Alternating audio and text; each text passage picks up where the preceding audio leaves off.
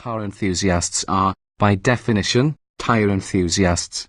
Tires are our beasts of burden. Their grip, or lack thereof, enables us to exercise our passions. Tires are also beautiful things to behold, from their circular perfection to their psychedelic dread patterns. Tires engage our senses and, with their nearly inscrutable taxonomy of sizes and codes, also our minds. Speak to any engineer about tires and you will inevitably be told of the black arts involved in their design and creation, a fitting invocation for these most magical of auto parts. Who among us has not lovingly dragged a finger across the raised surface of a sidewall while waiting on new rubber at the local shop? We thought these optional 20-inch propeller wheels looked smashing. The P0 summer tires mostly just looked smashed. So it was with great excitement that we received our long-term 2017 Jaguar XE in September 2016 with not one but two sets of wheels and tires. While our test car arrived wearing the black 19-inch Venom wheels $500 with all seasons that we had originally ordered, we asked Jaguar to send us a set of 20-inch propeller wheels $1,000 so we could get some additional test numbers for another story on the optional summer fitment. We took one look at those 10-spoke monsters wrapped in staggered Biley P0s with sidewalls as thin as rubber bands, sizes 23535R20 front and 26530R20 rear, and immediately decided we would run them for this long-term test. With a base price of $52,695, our V6-powered 35 tons Sport AWD was Jag's top-off-the-line XE through 2017. For the 2018 model year, the 35 tons was replaced by a 4-cylinder 30 tons and usurped by a 380 horsepower XS.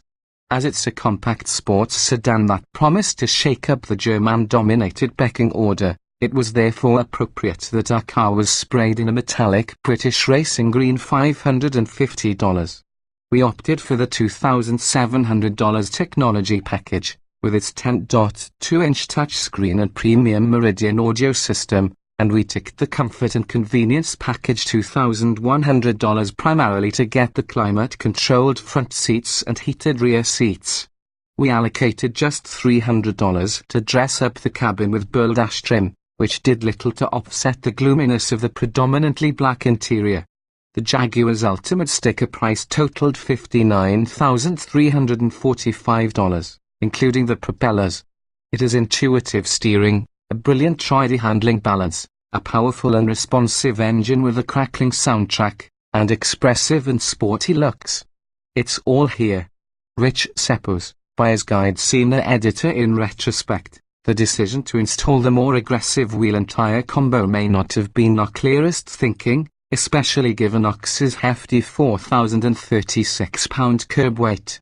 Certainly we have made this mistake before, forgetting just how poorly maintained our local roads are during and after the annual pothole season. But disremembering winter is what defines a true Michigander. And we were also seduced by a second stack of buylists that came on a subsequent UPS truck. Jaguar wanted to make sure we had absolutely fresh tires for our test. So we mounted them and hustled off to the track, where those 20-inch P0s helped the Jag record 0.93 grams on the skid pad and post a 147-foot stop from 70 miles per hour. Impressive numbers both, especially compared with our testing on the smaller Piley Cinturato P7 all seasons 0.87 grams and 170 feet. One word defines the XE's infotainment system: buggy. We slowed the tire loss with the switch to Winter Soto's Aero 3s. The XE's 340 horsepower supercharged V6 was good for a 4.8 second 0 to 60 mph sprint, hitting the quarter-mile mark in 13.4 seconds. Both numbers improved by 1/10 of a second at the conclusion of our test. Some staffers, however, were shocked to learn that Jaguar creates its V6 by casting its V8 block with just 6-cylinder bores. Still, initial impressions of the XE were positive. Logbook entries raved about its good looks and faithful driving dynamics. More than one commenter indulged in comparisons with long out-of-production BMW models, heaping praise on the XE's spectacular steering feel. and even an editor who banged his head on the tiny rear door aperture when getting into the back seat was inclined to write off the incident as unimportant. You don't buy a compact sports sedan for its back seat, you buy it for how it drives, and this one drives better than most. We replaced our first damaged tire just 5 days after initial testing, when the right front developed a sidewall bubble. 6 weeks later, with less than 7,000 miles on the odometer, it happened again. 2 weeks after that, it had gotten cold enough to switch to winter tires, a set of Biley Winter Soto 03s that we mounted on the black 19-inch wheels, thinking a little more sidewall couldn't hurt. We thus managed to go 4 months and add another 8,000 miles to the odometer without any tire carnage, the Jag's all-wheel drive system proving itself a useful asset. This gave us time to address the other issues that had since materialized: a loud, throttle-dependent whirring and clatter coming from the engine compartment, and an infotainment system that was freezing almost as often as the outside temperature. The entire infotainment unit wound up being replaced under warranty after the dealership was unable to update it with Jaguar's software fix for such trouble. The underhood sounds proved much more elusive, both to describe and to repair. First, the dealer told us we had a bad idler pulley, but after the shop replaced the pulley, which required a subsequent visit, something was still making a racket. The dealer then found 2 bad fuel pumps and replaced them under warranty during a 13-day service visit. Still noisy. With the dealer unable to find anything else to fix and an assurance that this was how OX was supposed to sound, we gave up and moved on. Or some of us did, at least, convincing ourselves that the noises weren't as bad as before or just drowning out whatever it was by cranking the excellent Meridian audio system. Our measurements, however, confirmed that the car did get noisier. By the end of our test, the XE was 4 decibels louder at idle and 3 louder at wide open throttle than when the car was first delivered. It sounds as if marbles are eternally being ground into glass shards, wrote reviews editor Josh Jaguar. Technical editor David Beard's prose was less purple: "It sounds like a snowplow going down a gravel road." One of the Soto Zeros succumbed to such a road in late March last year. We then decided to deploy the set of all-season tires for a month, just until it warmed up enough to get the summer rubber back on the car. Once the P0s were remounted, the Jag picked right up where it left off, destroying both its right side tires in May, then again in June. When we discovered a nail in the left rear tire a week later, we checked all 4 corners and found that both right side wheels were bent.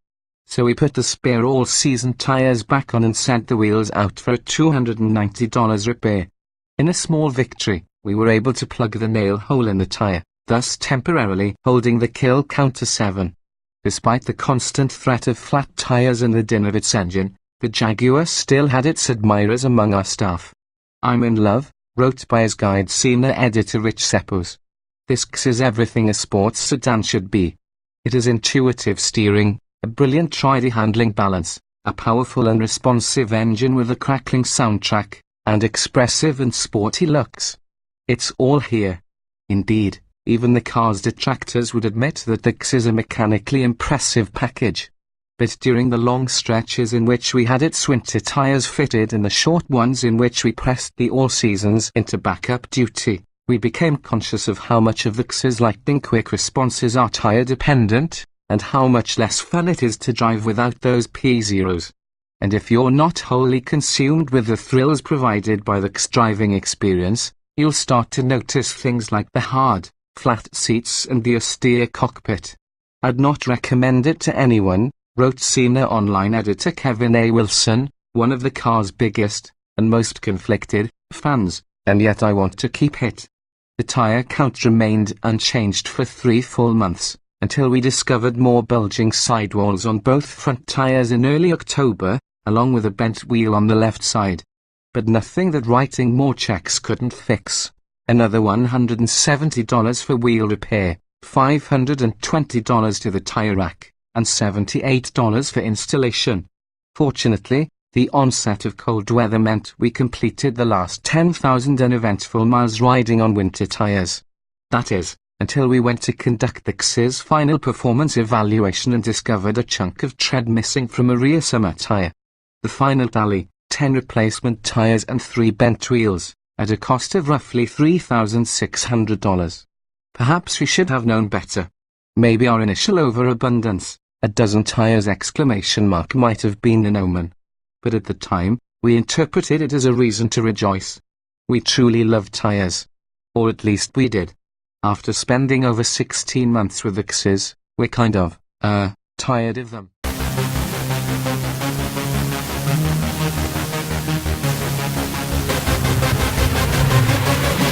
Yeah.